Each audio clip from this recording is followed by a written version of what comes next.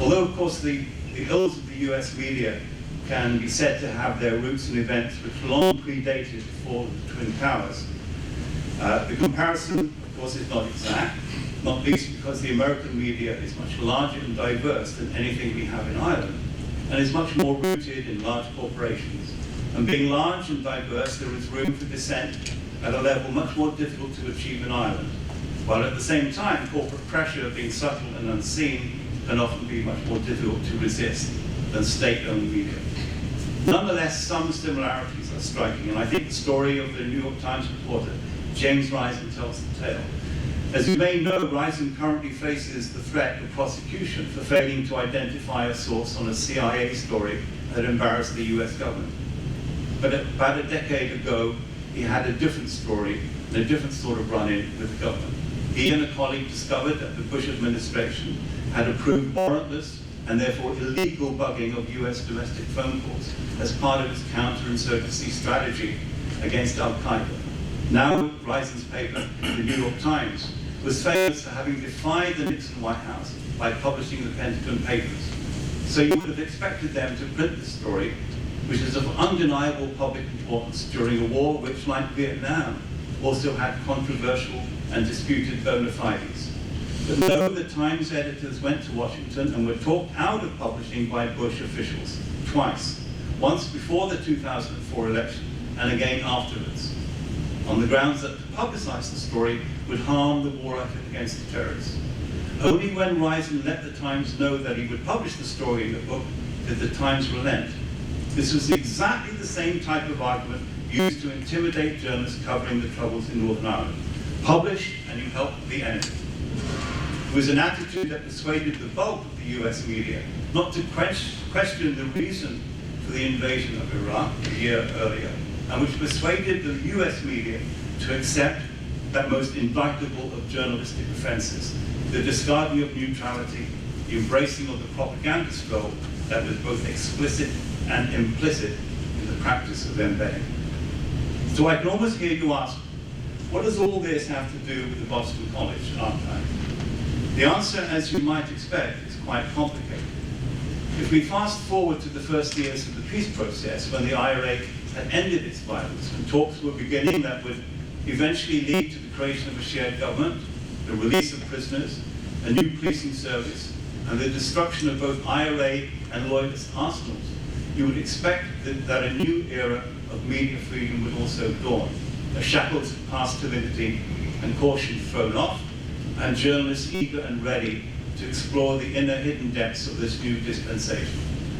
But not a bit of it. If the era of the Troubles were characterized by cautious stenographic conformity on the part of the mainstream media, years of the peace process, especially the early ones, saw journalists become activist members of the pro-peace process lobby, in my view, discarding all pretense of neutrality and objectivity. And again, the same sort of vocabulary that was used during the war was employed during the peace. Just as those who tried to write intelligently and in depth about the IRA when the guns were blazing and the bombs exploding were dismissed as sneaking regarders, so those who tried to write about the peace process in a similar way, who questioned the explanations for its evolution, were condemned for being enemies of peace. One leading reporter for the Irish Times coined a name for such reporters, JAPS, an acronym which stood for Journalists Against the Peace. In fact, the peace process was a perfect candidate for robust investigative journalism because the given explanations for its origin and the given life stories of its major architects just didn't stand up to serious scrutiny. Jerry Adams, the leading figure on the provost side of this story, maintained publicly and stubbornly that he had never been in the IRA, while his story of how the peace process began had him, a non-IRA member, sitting down with John Hume, leader of the moderate Catholic Party, the SDLP, and the provost's most adamant political rival throughout the Troubles, and being persuaded by Hume of the foolishness and futility of the IRA's violence.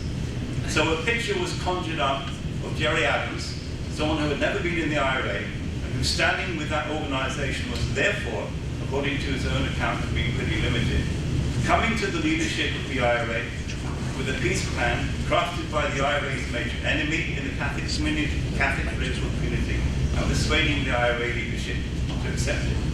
It didn't make sense to me, and so I set out to research what had really happened, eventually publishing a secret history of the IRA about that fascinating story, about which I'll be happy to talk later.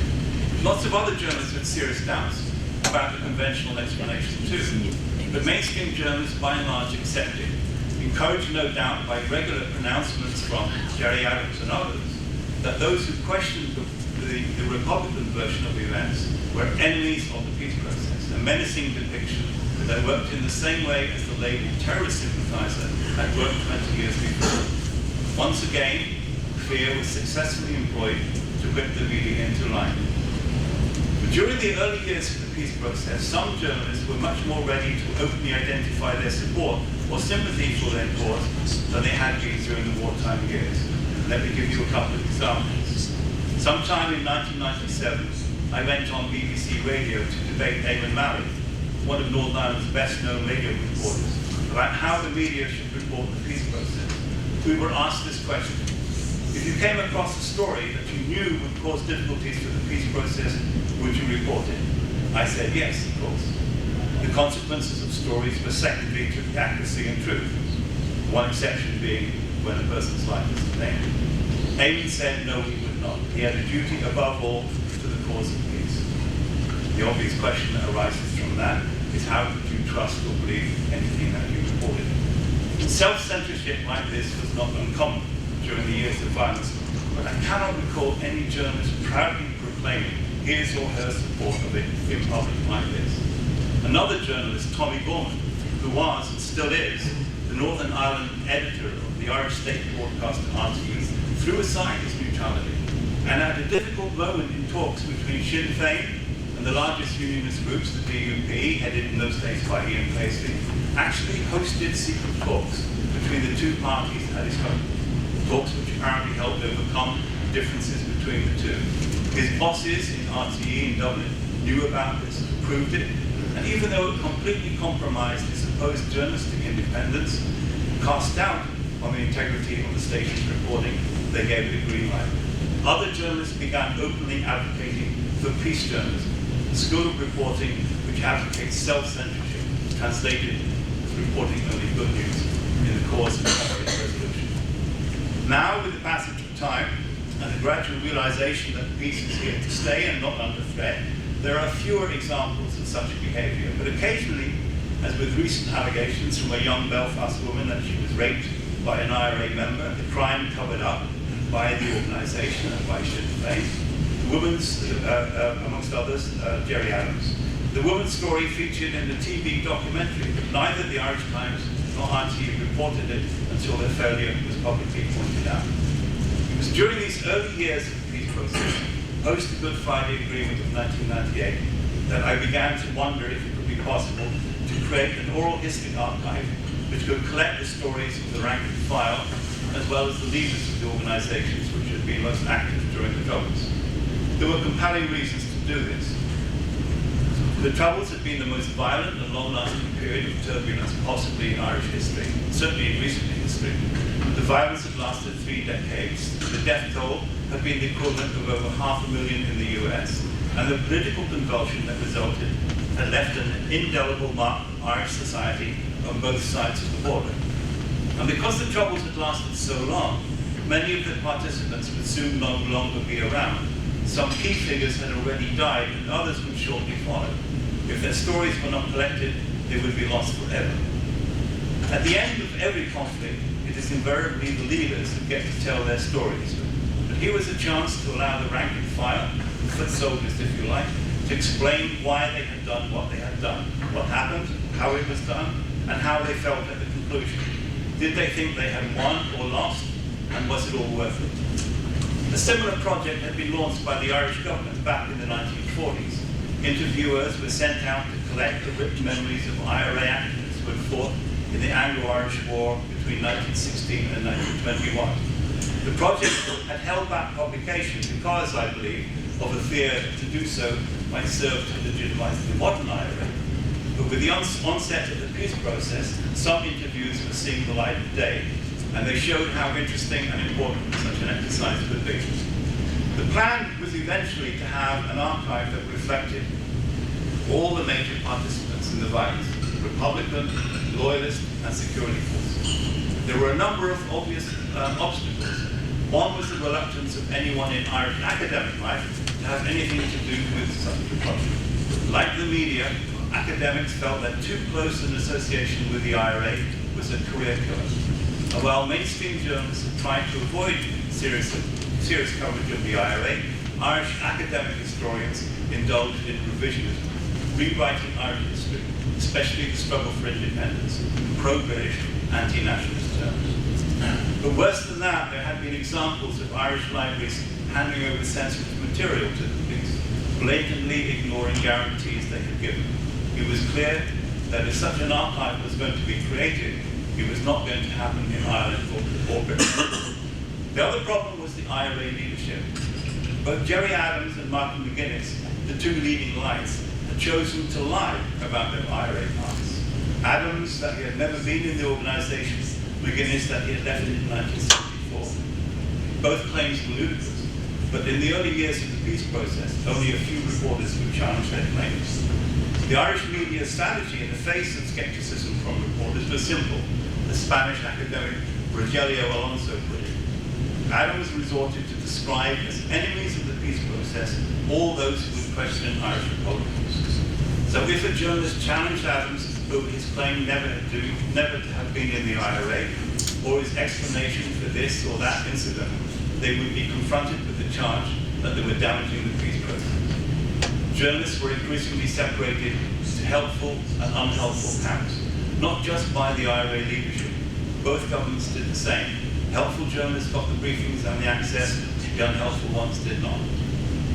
For reasons that I have never been able to comprehend, not least because the available evidence otherwise was so strong, it was clear that Gerry Adams and Martin McGuinness wanted to rewrite and sanitize their lives. They could not have even attempted to do this without the cooperation of a compliant media. But this also meant that they needed to control the entire narrative of the IRA. After all, there were many past and present members who could give eloquent and persuasive testimony contradicting their disinfected life stories. So there was no way they would give their approval or cooperate with an honest archive on the IRA. There were, of course, many other reasons to believe an IRA archive was necessary and would be important. But I would be lying if I said I did not have this thought in my head. Given the reluctance of much of the mainstream media to do the job, there was a chance that the real story of the IRA during the Troubles might be lost entirely if we did not try to create this archive. It was this aspect of the enterprise that, of course, the most deeply offended the Pro-Bono leadership. The true story of the IRA, or a truer story than was available from them, could make its way into public discourse and conflict in embarrassing and discomforting ways with their own narrative. It is why folks like Adams and McGuinness have attacked myself and the researchers, calling us enemies of the peace process and so on, a tactic that serves to isolate us and to discourage other journalists from following our footsteps. The attempt by the British government to subpoena the Boston archive, and make no mistake, although the action is in the name of the Northern Ireland Police Force, this move needed sanction from the Cameron government, raises so many important issues which perhaps we will have time to discuss in the Q&A session that follows shortly. There is, first of all, the utter failure of Boston College, and behind them American academia to fight this case. And it was left to myself and the IRA researcher, Dr. Anthony McIntyre, with the help of pro bono lawyers and the ACLU, and outside the courtroom, Irish-American support groups who gave us valiant help, to take this case all the way to the doorstep of the Supreme Court. Why were the academics so cowardly? Why did they so easily abandon participants in a valuable research project? And what does this say about the advisability of conducting such research in the future in the United States? What was the motive of the police in Northern Ireland? No less than 80 killings in which the security authorities had foreknowledge or assisted are not being investigated, yet this one involving Gene McConville is. Did the police set out to do damage to the peace process? to exact revenge for police reforms, to get Adams.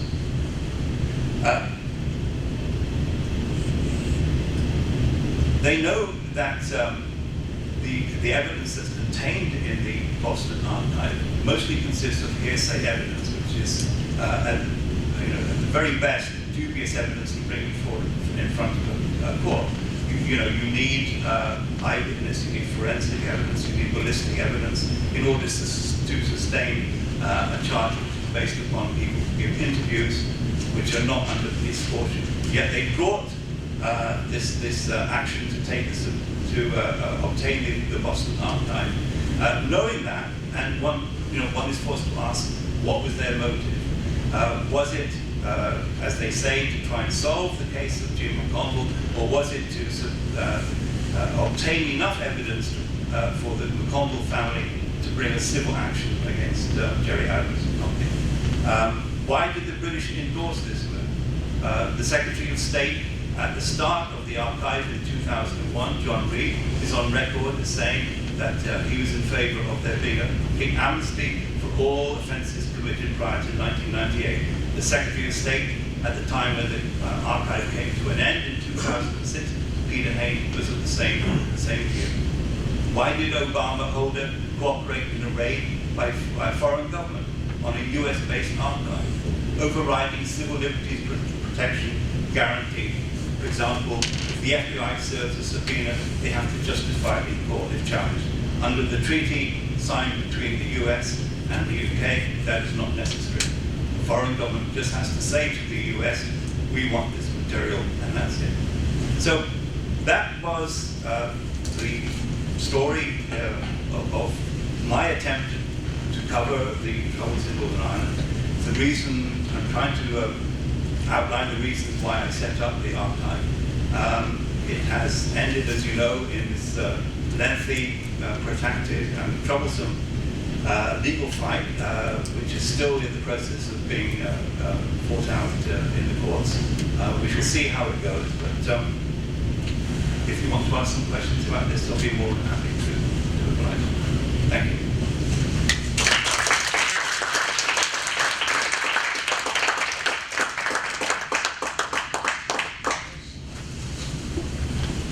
Yeah, go ahead.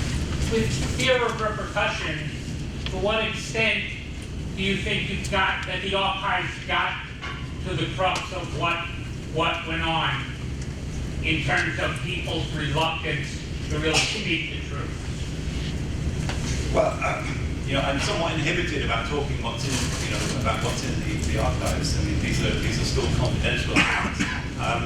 But there's a lot of misinformation and some disinformation about what is actually in them. There's a view, for example, that they're a sort of get Gerry Adams exercise. Actually, that's not true. I couldn't put an exact measurement or exact figure on the number of interviews that even mention Gerry Adams, but it's less than 10 or 15% thereabouts. Most of the interviews deal with people who were not in the Belfast area. Some of them are leadership figures, clearly, and they had interaction with Gerry Adams. But to say that this was an effort to target a particular individual, I think it's a bit of an exaggeration. At the same time, when you set out to interview people like Brendan Hughes, who was an IRA commander, or other people like Douglas Price, who's now dead, who was very active in the IRA in the early 1970s, you're bound to touch upon Gerry Adams because he was their commander. And they're going to talk to you about them, at least you hope they will talk to you about them. Did we get to the truth? I don't know. It's a very small archive. I'm talking less about Gerry Adams and self-incrimination for the participants. What do you mean now? In other words, if you were a commander, if you were a participant in what was going on, to divulge your role in it, did you leave yourself exposed to repercussions, legal repercussions, if there was no amnesty? Well, the arrangement that we made with Boston College before we set out on this journey to construct this archive was that, first of all, nothing would be published until the person was dead. Right? The book that was published, Voices from the Grave, was published primarily because Brendan Hughes who's the principal character of the book. The section on David Irvine is much less informative. Irvine was not very revealing about his life, so it wasn't that controversial. But when Brendan Hughes was interviewed, he actually wanted to publicize his interview there and then. He wanted to get it out. And we advised him that that would be a very foolish thing to do, because there would be repercussions for him, not least from the IRA. So he agreed that instead, after his death, we would make an effort, a sustained effort, to try to publish his story as best we could. That's why that story came out. But there were no plans to publish any other stories until people were dead, essentially. And that was the arrangement. And the understanding from Boston College as well was that, while clearly, the interviews were not immune to a subpoena, why would a subpoena be served upon the United States? The FBI's writ did not run to Belfast to South Armagh or East Tyrone. They would have no reason to serve a subpoena on these interviews. What we did not know, even though I had asked Boston College to do the research on this and to find out, what we did not know was the existence of this obscure treaty which allowed the British to ask for information and evidence from the Americans. And that's how the thing came to pieces. Yes? You said that while the Irish journalists were publishing basically vanilla pudding, the British journalists were publishing with some accuracy. But I'm concerned about how impartial they were. Were they slanted to one side or both sides, or straight down the middle? Well, really what I was talking about was British television, The 1970s in particular, and the early part of the 1980s, until Mrs. Thatcher really got the teeth into power, were the golden years of British documentary television. We had a host of small, medium-sized television stations throughout Britain. And each one of them had their own documentary strand, which you don't have now. What you have now is reality TV and all nonsense that produced. In those days, every week, every single television channel, independent television channel, and the BBC would produce a major documentary program. Not always, obviously, about Northern Ireland, but since Northern Ireland was in the headlines in the 1970s, a lot of the time those stories dealt with what was happening in Northern Ireland. And they were good investigative pieces. I mean, a lot of them were excellent. They touched on subjects that the Irish media, particularly RT, would not touch. For example, miscarriages of justice, like the Guildford Four and Birmingham 6 cases. So when you say, the British media, I'm not saying they were all, beyond any criticism at all. A lot of the print media, particularly the Fleet Street tabloids, were awful. The Sun, the Daily Mirror, the Star, the Murdoch Press, if you like. Those newspapers were pretty awful, and some of the mainstream British papers were pretty bad as well. I'm really talking about television. I think that's where the major difference was, and I'm doing that in contrast to RT. RT was the major, and is the major Irish radio and television station, and it failed utterly during the Troubles to cover the Troubles in the way that they should have. They were intimidated by and fearful of the consequences. Yes? We had many journalists that censorship come out to say they regretted doing so? Not to my knowledge, no. In fact, very few journalists will admit that they were influenced by censorship at all. I mean, that's the way censorship works. It creeps up on you and it's invisible. And it's, censorship takes two forms. There's the official